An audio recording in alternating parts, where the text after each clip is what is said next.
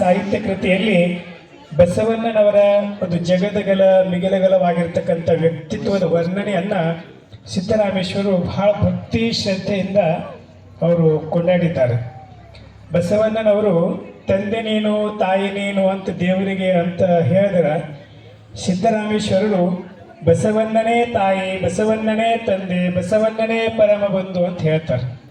ಈ ರೀತಿ ಬಹಳ ಭಕ್ತಿ ಶ್ರದ್ಧೆಯಿಂದ ಸಿದ್ದರಾಮೇಶ್ವರರು ಬಸವಣ್ಣನವರನ್ನ ಒಂದು ಕೊಂಡಾಡಿರ್ತಕ್ಕಂಥ ಬಸವ ಸ್ತೋತ್ರ ತ್ರಿವಿಧಿಯ ಒಂದು ಪಠಣವನ್ನು ಈಗ ನಮ್ಮ ಅನುಭವ ಮಂಟಪ ಸಂಸ್ಕೃತಿ ವಿದ್ಯಾಲಯ ಮಕ್ಕಳಿಂದ ನಾವು ನೀವೆಲ್ಲ ಕೇಳೋಣ.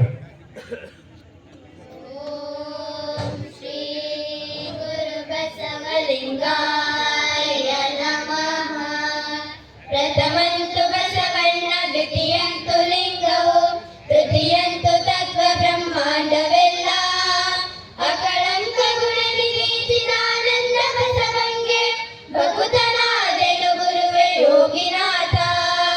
ವಸುದೆಲ್ಲದ ಮುನ್ನ ದೆಸೆಯಂಟ ನಿರ್ಮಿಸಿದೆ, ಶಶಿರವಿಗಳೆಂಬವರ ನಾಮವಿಲ್ಲ.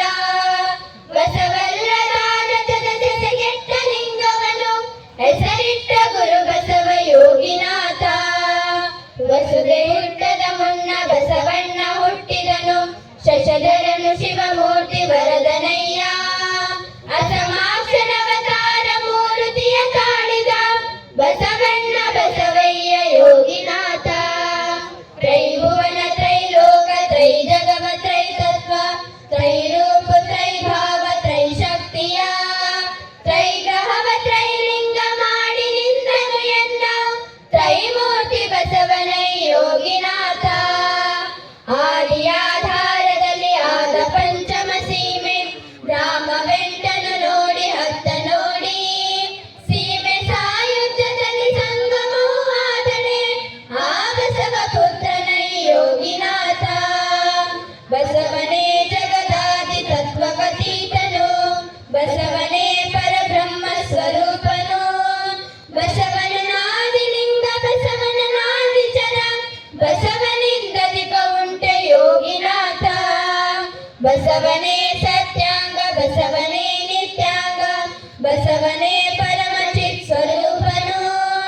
ಬಸವನ ನಾದಿಲಿಂಗ ಬಸವನ ನಾದಿಚರ, ಬಸವನಿಂದಧಿಕ ಉಂಟೆ ಯೋಗಿನಾಥ.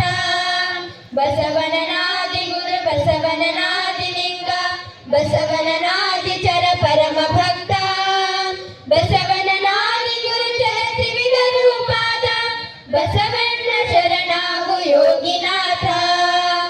ಆದಿಗುರು